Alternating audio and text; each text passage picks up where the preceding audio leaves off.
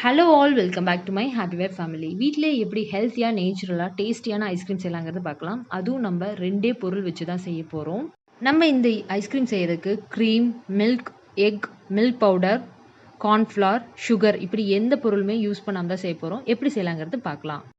இந்த ஐஸ்கிரீமுக்கு பேஸே வந்துட்டு வாழைப்பழம் தான். அந்த வாழைப்பழத்தை சின்ன சின்னதாக நறுக்கி இந்த மாதிரி ஒரு பிளேட்டில் ஸ்ப்ரெட் பண்ணி ஃப்ரீசரில் வச்சு எடுத்துக்கோங்க. 4லேருந்து 5 மணி நேரம் ஃப்ரீஸ் பண்ணிக்கோங்க.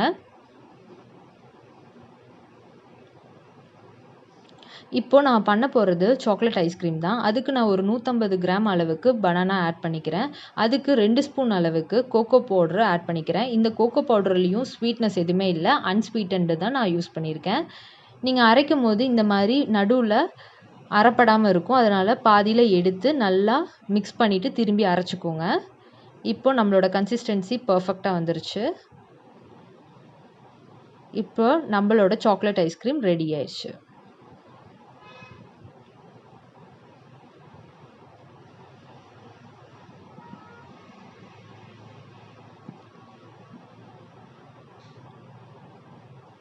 அடுத்தது நம்ம பார்க்க போகிறது மேங்கோ ஐஸ்கிரீம் தான்.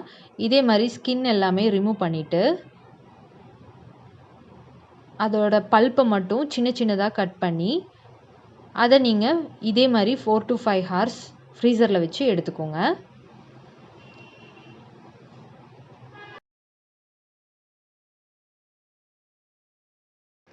ஆல்ரெடி ஃப்ரீஸ் பண்ண பனானா சேர்த்திக்கலாம்.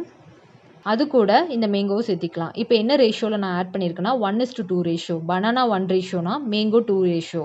அதாவது பனானா 100 கிராம்னா 200 கிராம் மேங்கோ சேர்த்திக்கணும். அதுதான் கரெக்டாக இருக்கும். இப்போ நம்ம மேங்கோ ஐஸ்கிரீமும் பர்ஃபெக்டாக ரெடி ஆயிடுச்சு.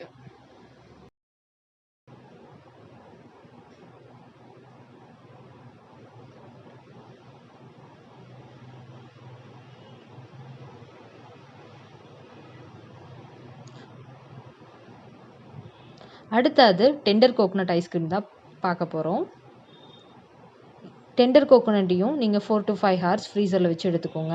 நான் என்ன ரேஷியோவில் ஆட் பண்ணியிருக்கேன்னா 1:2 ரேஷியோவில் ஆட் பண்ணலாம். ஆனால் என்னோடய பர்சனல் ஃபீலிங் என்னென்னா 1:2 ரேஷியோக்கு பதிலாக 1:1 ரேஷியோ தான் பர்ஃபெக்டாக இருக்கும்.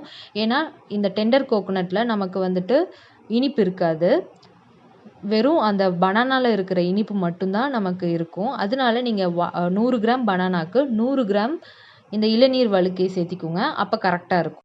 இப்போ நம்ம டெண்டர் கோகோனட் ஐஸ்கிரீமும் சூப்பராக ரெடி ஆயிடுச்சு.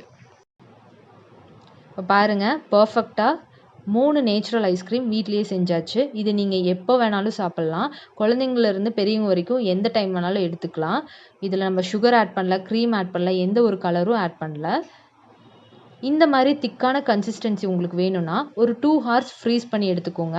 இந்த மாதிரி திக்கான கன்சிஸ்டன்சி வந்துடும். இந்த எக்ஸலண்ட்டான ஐஸ்கிரீமை உங்கள் வீட்லேயும் நீங்கள் ட்ரை பண்ணி பார்த்துட்டு உங்களோட எக்ஸ்பீரியன்ஸை எங்களுக்கு ஷேர் பண்ணுங்கள். தேங்க்ஸ் ஃபார் வாட்சிங்.